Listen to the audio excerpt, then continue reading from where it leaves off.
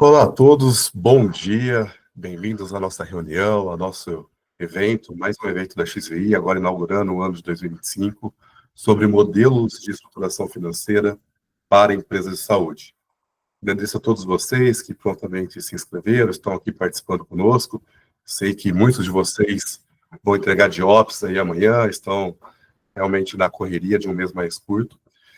Porém, é sempre bom revê-los e vir aqui para discutir de um tema tão importante para o nosso setor, no momento em que nós vamos tratar sobre a estruturação financeira, reestruturação financeira, modelos de financiamento, e se aplicam às operadoras, clínicas, hospitais. Para quem não me conhece, eu, palestrante, sou o Dr. Adriel Branco, um dos sócios diretores responsável pela estruturação de diversos projetos de investimentos no segmento de saúde suplementar, como a estruturação de fundos imobiliários, notas comerciais e de várias captações já realizadas ao longo desses 13 anos aqui pela XVI.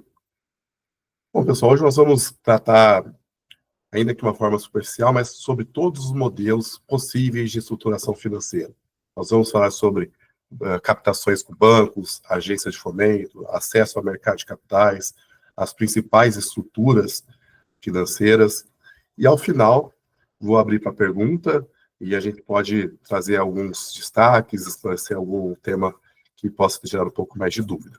A ideia não é aprofundar em nenhum desses instrumentos, a gente deve ter produções de artigos específicos sobre isso, outros materiais, nós temos e-books, apresentações específicas para cada um deles, mas sim trazer uma visão geral das estruturas, das opções de financiamento. Muitos de vocês atuam na área financeira, assim como nós, muitos buscam mecanismos adequados de financiamento, e a ideia é justamente fornecer essas informações, trazer esse conhecimento, compartilhar um pouco dessa nossa experiência com vocês. Então vamos lá, vamos começar pelo o mais comum, talvez o mais interessante em termos de captações de longo prazo, até então o mais desenvolvido para diversos outros setores, mas ainda muito pouco explorado no nosso setor de saúde suplementar. Apesar de todos conhecerem as instituições de fomento, com grande destaque ao BNDES, poucas operações de saúde foram realizadas através do BNDES. Mesmo sabendo que nós temos linhas subsidiadas, condições subsidiadas, até hoje, só como dimensão, apenas 4 operadoras cooperativas acessaram linhas do BNDES direto. E outros operadores, claro, um pouco mais, mas diante da relevância do mercado de saúde suplementar, ainda é uma estrutura muito pouco acessada. Quando a gente fala de banco de fomento, agência de fomento, eu estou me referindo a instituições de desenvolvimento regional e com alguma linha subsidiada para investimentos de longo prazo. Então, são linhas com capacidade de atender prazos muito maiores do que normalmente eu tenho acesso ali com outras instituições privadas, com condições de garantias mais flexíveis e com carência. Tá? Então, em geral, eu consigo ir até 20 anos, algo muito difícil de conseguir no segmento privado.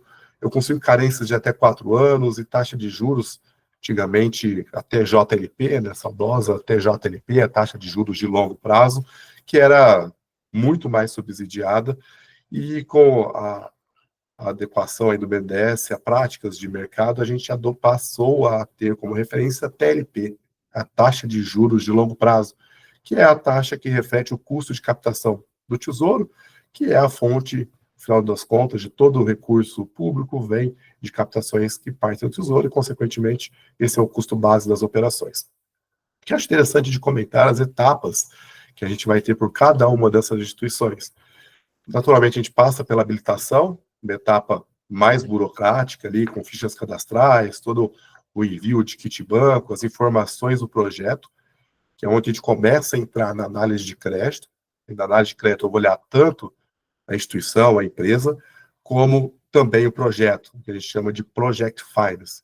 Na estrutura de Project Finance, eu tenho como garantia esperada o fluxo do próprio projeto. Então, essa é uma estrutura bastante comum para projetos. Falando aqui de construção de hospitais, de ampliações, reformas, compras de equipamentos, investimentos estruturantes, investimentos com foco de longo prazo. Depois, as etapas de contratação, avaliação de custos e acompanhamento. alguns destaques entre as instituições, né, são várias instituições de fomento, mas as principais, as mais relevantes, temos, dentre as mais relevantes, o BNDES, que muitas das demais instituições acabam por repassar a linha do BNDES. Nós temos bancos regionais, aqui no estado de São Paulo, o Banco Desenvolve São Paulo, para a região sul, o BRDE, para a região nordeste, o BNB, para Minas, BDMG, e algumas outras que vão direcionar para linhas de pesquisas, como, por exemplo, a FINEP, que tem como um direcionamento muito forte para linhas de P&D. Então, é muito comum que, às vezes, a gente tenha projetos de pesquisa e desenvolvimento dentro de hospitais, grande maioria com professores, doutores, profissionais extremamente habilitados, e que acabam desenvolvendo pesquisas que poderiam ser financiadas através do FINEP, como, por exemplo, a aquisição de uma ressonância. Já tive lá atrás projetos de aquisição de ressonância para fazer testes de tomada de decisão, né, para fazer impacto de uma economia, impacto em estudos de economia comportamental, então entendendo como o cérebro reage a determinados incentivos, e a ressonância foi adquirida por linhas desse tipo. Então é possível a gente conseguir condições bastante atrativas. Saindo das instituições de fomento, que são burocráticas, mas oferecem condições de prazos e de garantias, nós temos linhas com outras instituições privadas que também fornecem condições que podem ser interessantes, e aqui a grande maioria das operações acaba rodando por um desses formatos. Tá? Eu tenho, mais natural, as operações de CCB, a cédula do crédito bancário, uma operação de crédito sem destinação específica, muito utilizada para capital de giro, mas também, por muitas vezes, como não tem uma destinação específica, ela também é direcionada para projetos de investimentos, posso ir até 100% do projeto. Porém, geralmente, né, essencialmente, ela é uma linha um pouco mais para curto prazo, 5 anos, apesar que já vi muitas operações com 10 anos também nessa estrutura. E ela possui como juros indexados CDI como maior referência. Aqui também atuam as cooperativas de crédito, todas as instituições bancárias. Então é algo, talvez, o instrumento mais amplo que existe no mercado. Talvez por isso também não seja exatamente o mais competitivo. E nós temos duas outras linhas destinadas aí com condições um pouco melhores, o plano empresário, na qual é destinado à construção, principalmente para construtoras e incorporadoras. A construção de hospitais se encaixaria nesse modelo do plano empresário. Tem bancos que repassam isso, bancos públicos e bancos privados, normalmente 5 anos, mas pode ir a 10, as condições são mais flexíveis também. E uma outra, pouca gente conhece, são poucas operações, eu já realizei algumas dessas para a construção de hospitais, que são as captações com linha estrangeira, mas captada no Brasil, chamada Operação 4131. Sei que o Santander, o Bradesco, grandes bancos privados também repassam isso. Essa é uma estrutura em que a instituição capta recurso, normalmente a sua matriz, Estados Unidos, Londres, Espanha, e traz para o Brasil, direcionando para uma destinação de um investimento pela operadora, pelo hospital. Antigamente, até acho que 2019, 2020, era uma taxa indexada a LIBOR, que seria uma taxa muito mais barata do que a Selic, então a base é muito menor. Atualmente ela é pela SOFR, que também vai ter uma referência em dólar ou euro, e com uma destinação que permite longo prazo. Que é um detalhe que a gente naturalmente vai ter que vir com uma contratação de hedge, porque ela é um empréstimo em moeda estrangeira na sua essência. Então aqui, como eu estou captando no Brasil, eu vou fazer a transferência dos recursos para reais, mas o meu pagamento vai estar sempre associado a uma dívida estrangeira.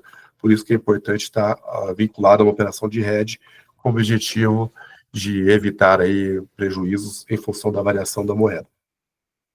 Aqui dentro das linhas com os bancos, as etapas em geral são muito parecidas com as das instituições de fomento, com menos burocracia. Então também tem análise de crédito, também tem apresentação de projeto, eu também tenho toda uma avaliação de risco e de garantias. E com um diferencial importante que as garantias do mercado privado costumam ser muito maiores que das instituições de fomento. É comum realizar operações com bancos de fomento olhando garantias reais, às vezes até operacionais, tá? Como, por exemplo, o hospital.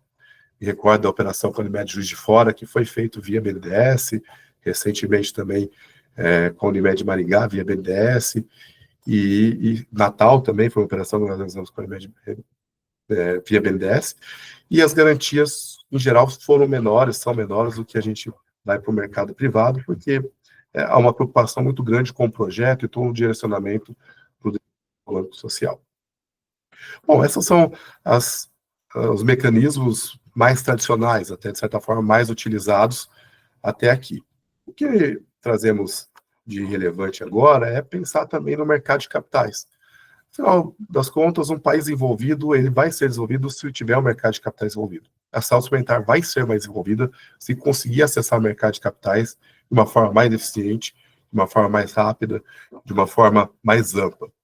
E aqui o objetivo é levar para a área de mercado de capitais projetos de investimentos, criação de novos negócios, incorporações e aquisições, captações de recursos de maneira geral. E aí, quando a gente olha o mercado de capitais, a gente olha diversas estruturas, tais como fundos imobiliários, FDICs, dívidas estruturadas de maneira geral, que são dívidas com características específicas de prazos, de garantias, de condições, todas específicas caso a caso, tais como as notas comerciais e os CRIs. Então, nessa parte agora da apresentação, nós vamos tratar desse tipo de operação, via mercado de capitais. E por que via mercado de capitais é algo tão importante para o desenvolvimento de um país? Esse gráfico aqui ele é bem interessante, porque nos mostra, basicamente, dois momentos, né? Até 2016 e depois de 2016. Até 2016, nós tínhamos o mercado de capitais na barra em azul mais escura, praticamente igual e, às vezes, até inferior ao BNDES, em termos de volume de financiamento realizado para essas duas estruturas. Até 2016, vocês devem se lembrar, nós tínhamos o BNDES subsidiado pela taxa TJLP, e ali nós começamos uma reforma, Joaquim Levy, ministro da Fazenda, tirando subsídios, e a TJLP deixa de existir gradualmente, adotando a TLP, e o BNDES perde aquele subsídio, que era quase metade do custo do mercado financeiro. Afinal de contas, ninguém quer pagar mais caro se eu tenho uma instituição fomentando, dando recurso barato. Quando a gente trava a TJLP, a gente passa para a TLP, essa BNDES deixa de dar dinheiro, né, com subsídio, a gente tem um forte desenvolvimento do mercado de capitais. E esse crescimento se dá a partir justamente da redução. Veja que o BNDES nem perdeu tanto volume de operações, mas só de já não ter uma taxa subsidiada, que todo mundo quer ter acesso, ninguém quer ser o bobo de pagar mais caro, a gente começa a desenvolver o mercado de capitais. E o mercado de capitais, como tem que ser, tá, pessoal? Você não vai ter economia desenvolvida sem mercado de capitais desenvolvido. Como tem que ser, o mercado de capitais começa a ser o principal player de desenvolvimento financeiro do país.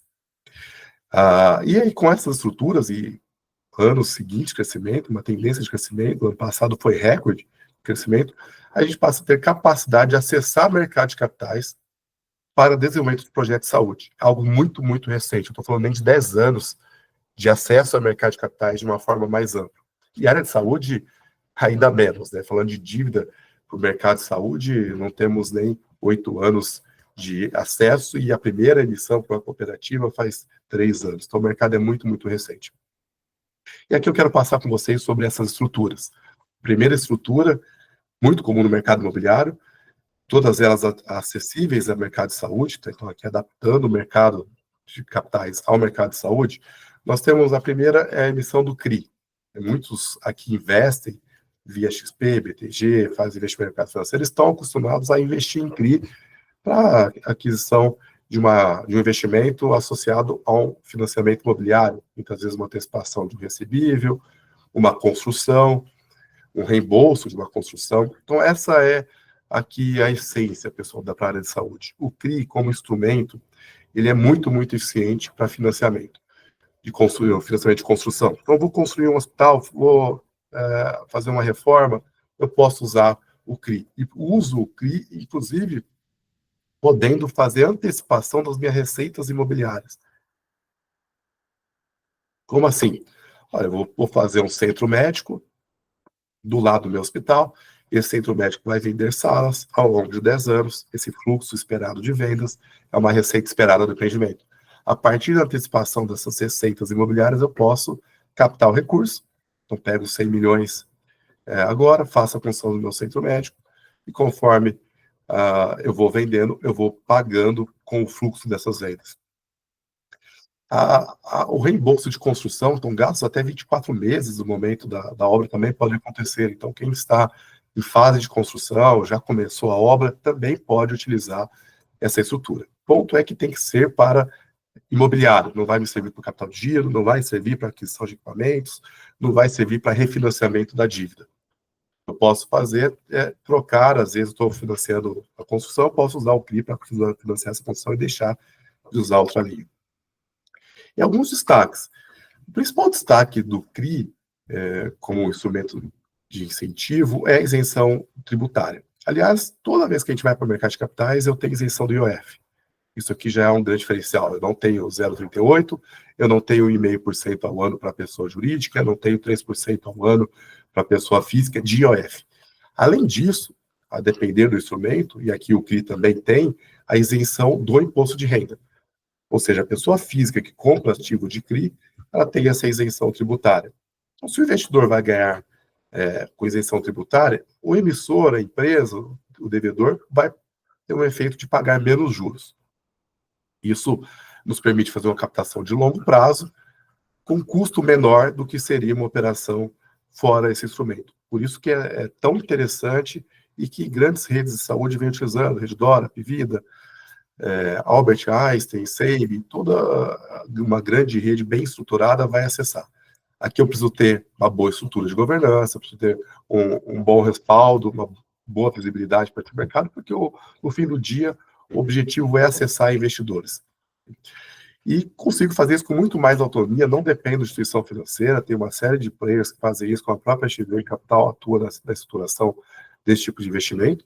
E um detalhe, eu posso acessar as aplicações vinculadas para esse tipo de investimento. Para quem é operadora de saúde, pode comprar CRI e usar parte das aplicações garantidoras, está lá na RN 521, e posso usar minha própria aplicação garantidora. Então, eu posso usar um pedaço das minhas aplicações, que está lá, como no INSS, para financiar a construção do meu hospital. Isso é um ponto bastante importante. E vejam como, na mesma esteira, na mesma onda que o mercado de capitais vem surfando, a emissão de CRI vem crescendo, uma tendência clara de expansão. Então, com emissões aí, não raro, passando de 9 bi por mês. Tá? Então, a gente vê na linha de média que algo perto de 4, 5 bilhões de reais por mês em termos de captações de todos no mercado. Quando a gente fala em empresa de saúde, ainda é muito pouco acessado pelas empresas de saúde, principalmente pela falta de conhecimento, pela falta de estrutura, de governança, acabam buscando linhas mais fáceis, mas que também não são as melhores. Como, por exemplo, nós estamos no momento, se não acabou, está em vias de acabar uma captação do Albert Einstein, 400 milhões de reais para a construção de novos hospitais, ao custo, ou melhor, ao retorno para o investidor de 97,5% do CDI. Imagina que, vamos desconsiderar os efeitos aqui de spread, de custos efetivos, o Einstein paga 97, o investidor recebe 97. Ah, mas por que o investidor vai investir 97 CDI? Porque ele tem isenção tributária. Seria o equivalente a investir a perto de 115 do CDI, se fosse um investimento comparado. Então, aqui eu invisto 97 CDI livre de imposto de renda. A pessoa física tem essa grande vantagem. Consequentemente, o Einstein acaba tendo um custo muito menor para a construção dos hospitais. O Sírio-Libanês já fez operações de 500 milhões de reais, vejo que são valores muito expressivos, não precisa ser, tá? Pode ser valores muito menores, 50, 60, 100 milhões, mas quero trazer aqui a referência do como o mercado, as grandes empresas são estruturadas, acessam esse mecanismo. Nenhuma cooperativa médica, nenhum hospital de cooperativa acessou um CRI até hoje. Vejam que é um mercado muito utilizado por grandes players e que também pode ser acessado aqui por outros tipos de empresas do setor. A Pivida com emissão de UBI, e normalmente vai se rodar ali em torno de uma captação perto do CDI, já que tem o benefício fiscal. O fluxo é muito simples. Uma operadora começa a construção, ou pretende começar a construção, a estruturação antecipando as receitas dessa operação, muitas vezes antecipando os contratos de plano de saúde, as receitas de plano de saúde associadas ao faturamento futuro daquele hospital. O investidor compra o CRI com a isenção fiscal, e aí, a partir do fluxo da operação, começa-se a pagar esse financiamento. Muitas vezes, é comum você encontrar carência de 2, 3, 4 anos para esse tipo de operação. Então, dá tempo de construir o hospital, começar a performar, e aí sim fazer o pagamento. Indo para um outro instrumento de mercado de capitais, esse agora bem mais recente, de 2021, foi uma das grandes mudanças que veio no pacote da legislação de liberdade econômica promovidas no governo anterior e trouxe um incentivo para que as empresas pudessem acessar também mercado de capitais. Então, você tinha emissão de debêntures, e aí, uma empresa limitada, uma cooperativa, fala, peraí, a Pivida emite debênture, eu sou hospital limitado, não posso emitir debênture. Como é que eu capto? Eu não quero fazer construção, que é um CRI. Eu quero fazer capital de giro, quero comprar uma empresa, quero comprar equipamento. Não havia esse instrumento. Então, se alguém quisesse chegar e emprestar dinheiro para uma empresa limitada, que não fosse banco, então uma pessoa na física emprestar dinheiro, você não tinha esse instrumento. Passamos a ter as notas comerciais, exemplo, que são as commercial papers nos Estados Unidos, passam a ser um instrumento de captação via mercado de capitais, também com isenção de IOF, com uma série de benefícios como agilidade de emissão, permite investimentos por todos os outros investidores, fundos de investimentos, pessoas físicas, PMOs, operadoras, e pode ser utilizado aqui sim para capital de giro e estruturação de dívidas. Começou de uma forma muito tímida, mas rapidamente atinge 3 bi de reais, e aí roda também algo perto de 4 bi por mês, volumes relativamente parecidos com o CRI. Esse instrumento pouca gente conhece, mas ele é muito, muito similar a debênture, só que não é conversível em ação, e não pode ser conversível em ação, obviamente, porque não é uma SA, mas em essência tem muitas características similares às debêntures. A primeira emissão, até então única, de uma cooperativa médica foi pela Unimed Juiz de Fora, foi assessorada pela XVI, lá nós fizemos uma operação com a Unimed para a construção do hospital via BNDES, BDMG, depois reestruturação com as notas comerciais, alongando o prazo.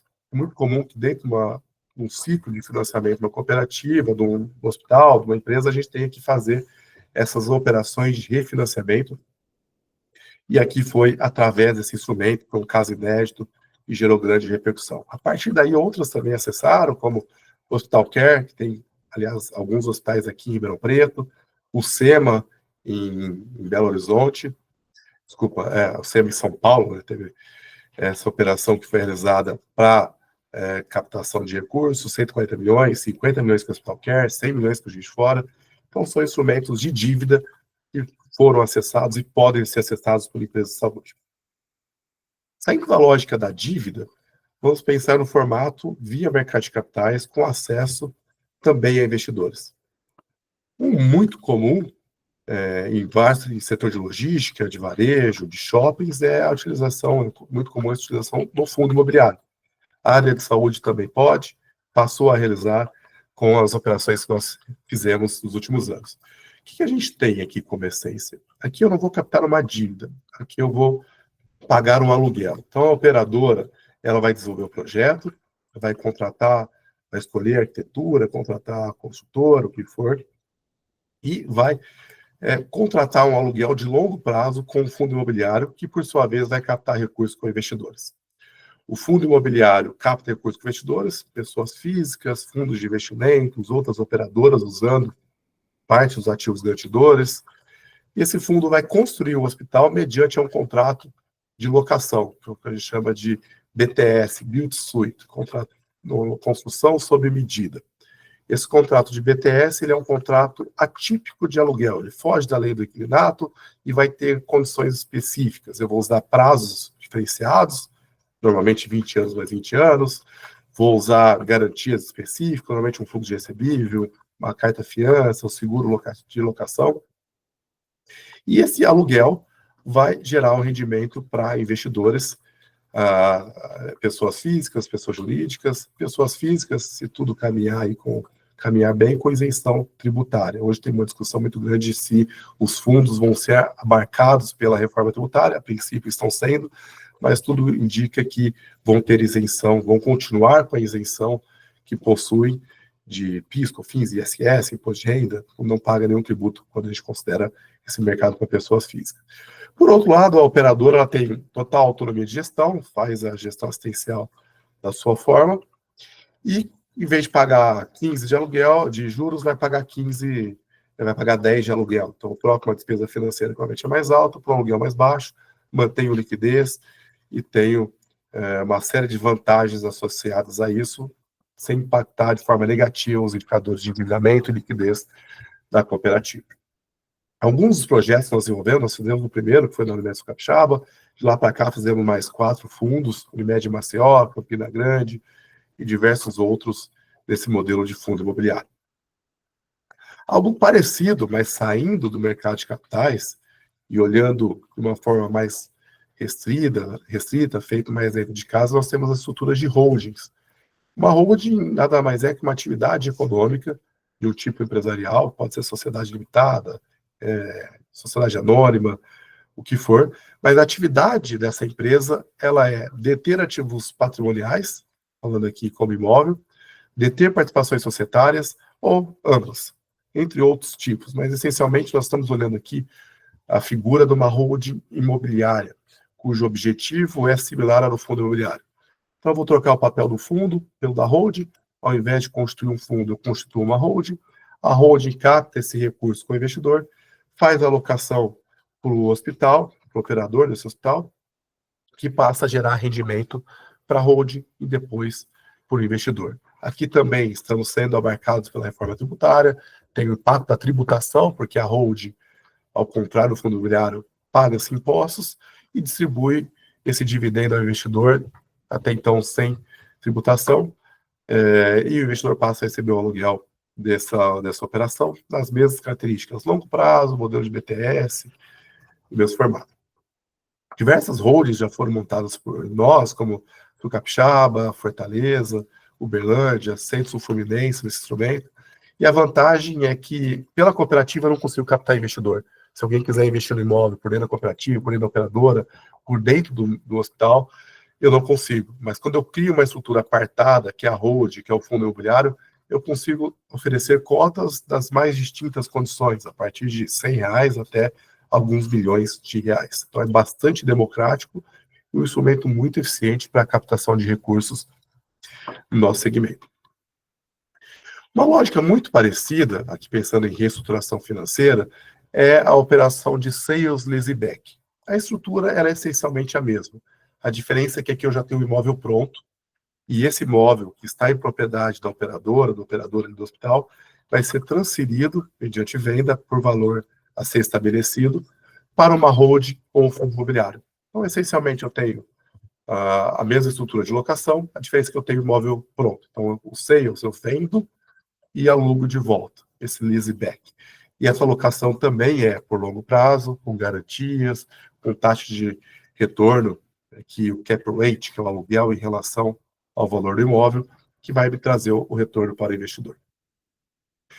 Aqui a percepção, a estratégia é a mesma, mas como o imóvel já está pronto, você já começa a receber o aluguel de imediato.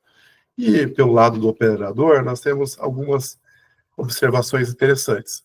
Como nós sabemos, o imóvel construído, adquirido pela empresa, ele é mantido sempre a valor contábil depreciado. Eu não vou manter o valor imobiliário por valor de mercado dentro de uma empresa, né? Contabilmente isso não é permitido. Muitos não sabem disso, mas é um ponto muito importante. Então, eu tenho um hospital aqui de 100 milhões, mas na contabilidade está por 40. Eu tenho um hospital de 80 e está por 40 aqui nesse exemplo. Então, imagina o seguinte, eu tenho um hospital de 80 milhões de valor de mercado, tenho ali 80 leitos, hospital avaliado aí por empresas especializadas, que diz que vale 80 milhões, mas na contabilidade está 40. Eu tenho uma dívida associada a ele, eu pago um custo alto, mas quando eu faço a operação da venda desse imóvel, eu não vou vender por 40, eu vou vender pelo valor que ele vale no mercado. Vou vender por 80. Quando eu vendo por 80, eu pego 80 milhões na mão. Essa aplicação financeira agora de 80 milhões. Eu troco o imóvel de 40 por uma aplicação financeira de 80. Vou pagar aluguel sobre 80, vai.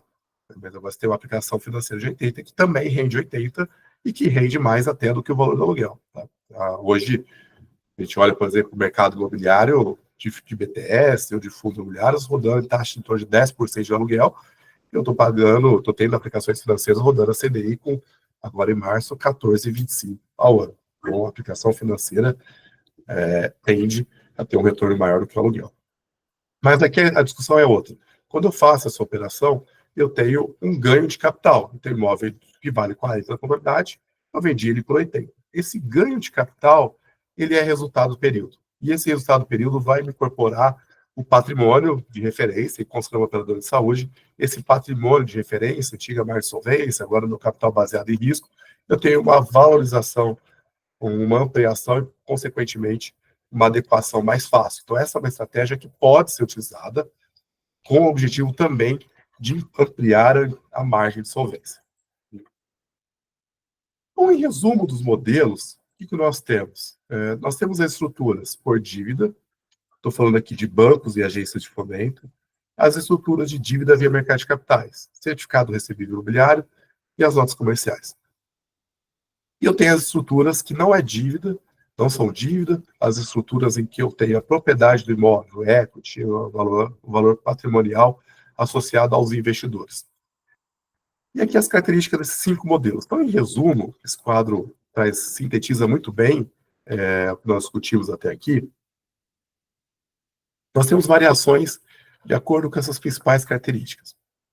Propriedade do imóvel. Eu tenho a propriedade do operador do hospital, quando eu estou falando em uma dívida, ou seja, o hospital, seja a cooperativa médica, e quando eu olho para investidores, hold ou fundo imobiliário, a propriedade não é do operador, a propriedade é do investidor no imóvel. A tributação, eu tenho benefício fiscal, é importante comentar do benefício fiscal com as despesas financeiras, mesmo quando eu pago juros de CRI, eu tenho o duplo benefício, que eu pago despesa financeira, deduzo minha base de cálculo. O investidor recebe receita financeira e não paga imposto de renda. E quando eu pago o aluguel, nessa estrutura eu também tenho benefício fiscal da tributação sobre o aluguel que eu pago, e aí vai depender da proporção de atos cooperativos, não cooperativos, e também tenho isenção para pessoas físicas na estrutura de fundo imobiliário.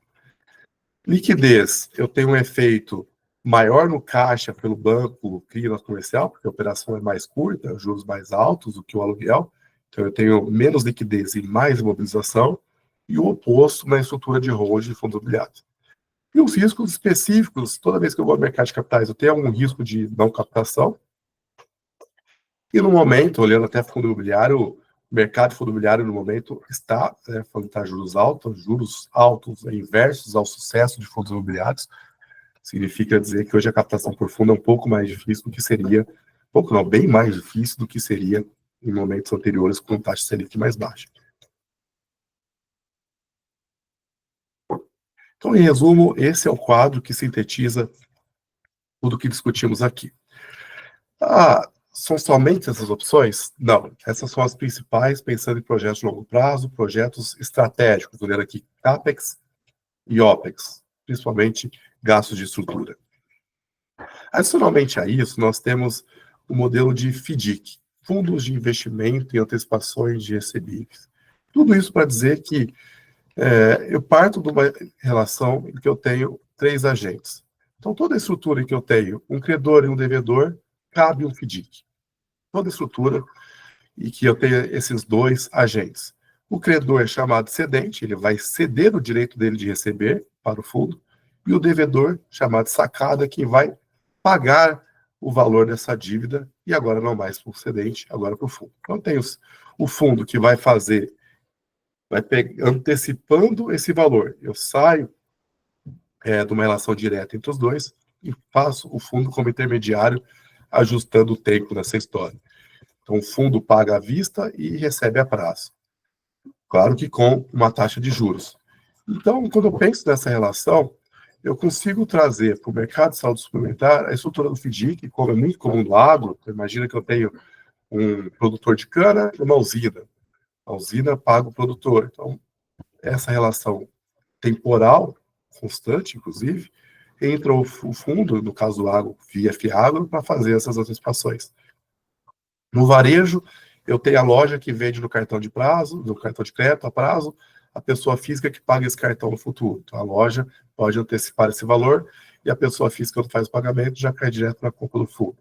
Essa mesma estrutura, quando a gente traz para a área de saúde, e foi algo que nós fizemos aí também, foi a primeira operação com risco sacado de cooperativa médica. Nós temos, de um lado, os prestadores, que atende o paciente, vai receber da operadora do hospital, o fundo que antecipa essa estrutura, e a operadora que, quando vai fazer o pagamento exatamente na mesma data, no mesmo valor, passa a fazer o pagamento ao fundo. Imagina o seguinte, o médico, ele atende R$100, atende uma consulta, R$100, vai receber daí um mês. O fundo vai lá e paga 95 para ele. Quando a operadora for pagar os R$100 para ele, esse valor vai cair na conta do fundo os R$100. Então, o fundo antecipa 95 e recebe 100. Essa é a receita financeira. Dentro do segmento de saúde, isso é um mercado fantástico. Fantástico porque nós temos condições muito interessantes nisso, que é a recorrência. A rede prestadora, ela é relativamente estável, volumes relativamente estáveis. O hospital atende mais ou menos o mesmo número de pessoas todos os dias, todos os meses, não vai deixar de atender. Então, enquanto houver essa relação, e é uma relação bastante perene, nós temos a capacidade de trazer a operação de FDIC para gerar crédito no setor. Com destaque que essa estrutura passou a ser permitida para pessoas físicas de uma forma muito recente, pensando aqui em pessoas físicas como investidor desses fundos. Como investidor desses fundos, nós temos, desde 2022, a alteração regulatória, 23 alguns ajustes, e agora 24 e 25 caindo no gosto popular. Então, os FDICs são instrumentos novos. Assim como os fundos imobiliários cresceram bastante, os FDICs estão crescendo. Então, passaram a atrair investidores que olham o mercado de renda fixa como uma alternativa para ter um rendimento melhor e maior, com menos risco, quando a gente compara outros mecanismos de investimentos. Então, a eficiência tributária, por quê? O FDIC também não paga imposto de PIS, COFINS, não paga nenhum tipo de imposto. Então, quando um banco empresta o dinheiro, ele tem uma carga tributária muito maior, o FDIC não. E, pelo lado do investidor, ele também tem um benefício que ele só paga a tributação quando ele resgatar o valor. Esse é o benefício do diferimento tributário. Eu pago depois, pago quando resgatar, enquanto isso o investimento fica rendendo. E, além disso, quando resgatar, depois de 2 anos, tabela regressiva, a tributação é de apenas 15% para a pessoa física. Então, eu saio de uma tributação que eu estou, às vezes, envolvido a 27,5%, pensando em pessoa jurídica, e vou para 15%. Isso é uma grande vantagem, considerando também o benefício do diferimento tributário. Esse mercado ele é tão relevante que ele vem crescendo muito, 5 vezes na última década. Estamos falando de 589 bilhões de reais em mais de 2.700 fundos. E desse universo enorme, pouquíssimos, daria para contar em uma mão apenas a quantidade de fundos associados ao mercado de saúde. E por que isso? Né? Por que a gente tem um potencial tão grande dentro dos FDICs também para a área de saúde? A área de saúde tem a característica básica, muito importante para a área do FDIC, que eu comentei com vocês, que é a recorrência, a perenidade, certa estabilidade nessa relação financeira. Tem a variação para cima, para baixo, mas todo mês o hospital vai faturar uma operadora, isso é regra. A rede prestadora vai faturar a operadora. Então, essa recorrência traz muita segurança. E o segundo motivo é que as empresas e pessoas físicas têm acesso a crédito muito caro quando vão ao mercado de capitais. Pessoa jurídica, em média, tem um custo de 2,35% ao mês quando vão acessar linhas de capital de giro. Falando aqui de linhas de curto prazo, crédito rápido e fácil. Pessoa física, essa taxa vai para 6,5%. Então, veja, eu tenho o médico e o funcionário, o enfermeiro, o profissional, que quando vai pegar dinheiro no banco vai pagar 6,5%, e eu tenho de lado o hospital, a operadora, que quando está investindo a 1%. Pedir que ele vai juntar as duas pontas. Por que não pegar a operadora e o hospital, tem dinheiro sobrando, investido, e emprestar direto para essa pessoa física, esse profissional, através do FDIC? Então, eu faço a desintermediação bancária. Eu tiro o banco faz isso, ele pega a aplicação financeira, te paga 100% CDI, fica com o spread para ele e empresta 6%. O FDIC junta as duas pontas. Tanto para a pessoa física, quanto para a pessoa jurídica. Então, toda a rede de prestadores, clínicas, os laboratórios, os hospitais, todos podem utilizar essa estrutura de FDIC. E eu tenho, de um lado, o operador hospital com mais receita financeira, muito mais benefícios à sua rede prestadora, e, de outro lado, eu ofereço liquidez financeira, melhor gestão de caixa, crédito rápido, mais barato, com isenção de IOF, taxas. Normalmente a gente vai via portal fornecedores, vai entrar, vai ver, vai emitir uma nota e vai fazer essa antecipação. Foi exatamente isso que a Apvida fez em 2024. É o primeiro FDIC de operadora de saúde que fora cooperativa, né, que está no mercado.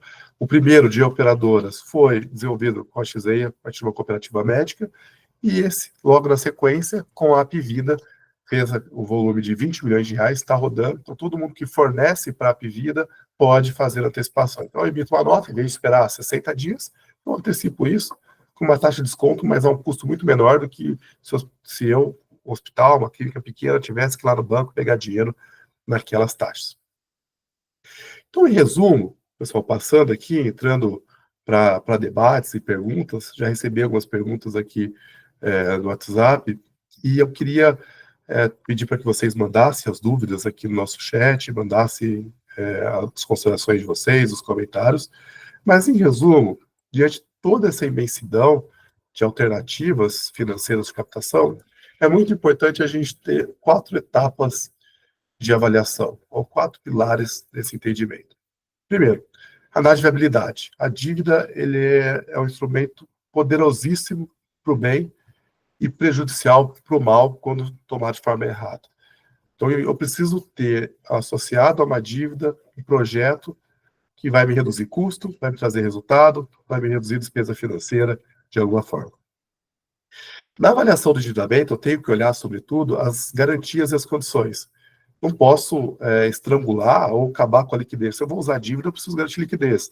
Eu vejo muitas operações no mercado financeiro que eu dou aplicação financeira de garantia. Então, não faz sentido você dar 100% de aplicação financeira para pegar o seu dinheiro. É totalmente irracional. O ideal é que eu tenha como garantia aquilo que não é dinheiro. Eu tenha fluxos recebíveis, imóveis e outros ativos, porque a intenção é gerar liquidez. Quando usar aplicações financeiras, que seja 10%, no máximo 20%, da operação. Não faz sentido dar dinheiro para pegar o seu dinheiro. Realmente é algo que aumenta o custo da operação. Olhando sempre a percepção do risco pelo mercado financeiro, para avaliar a melhor alternativa. Então, como que eu sei se é FDIC, como é que eu sei que é ato comercial, como é BDS, a gente tem que olhar aquilo que no momento seja mais adequado para a condição da empresa, para a condição do projeto. E aí sim a gente define o melhor modelo, avaliando os indicadores financeiros. Tem vezes que a dívida não vai ser o melhor modelo, vou precisar ir para um fundo, tem vezes que o fundo não vai ser o melhor modelo, pela condição de mercado, eu vou para uma dívida de longo prazo, eu preciso de um prazo de 20 anos, eu não vou conseguir isso para o mercado, somente agente de fomento. Então, essas características são bem importantes na estruturação financeira. Falando aqui de projetos de longo prazo, de project finance, projeção de fluxo de caixa e de viabilidade. Então, eu vou pedir a gente para quem tiver algumas perguntas e quiser passar para a gente.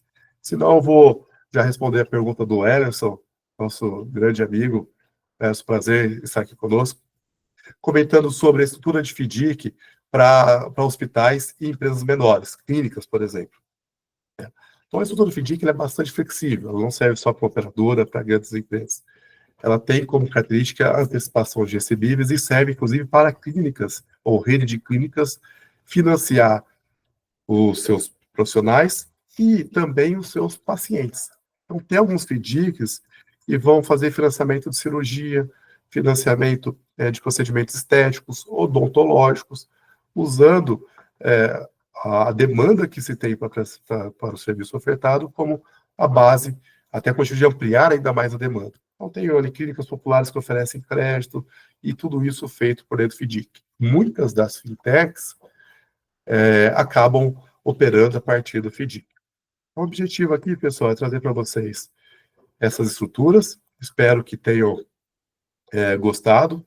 Se tiver mais alguma outra dúvida, algum outro ponto que quiser trazer discussão, se não, peço a gentileza de nos acompanhar nas redes sociais, mandar mensagem no privado, podem conversar diretamente comigo, com toda a equipe. Eu agradeço nosso suporte todo, ao Vinícius Vital, por todo o trabalho excelente que realiza aqui, a Catarina, toda a nossa equipe. Muito obrigado, um grande abraço, até o próximo evento.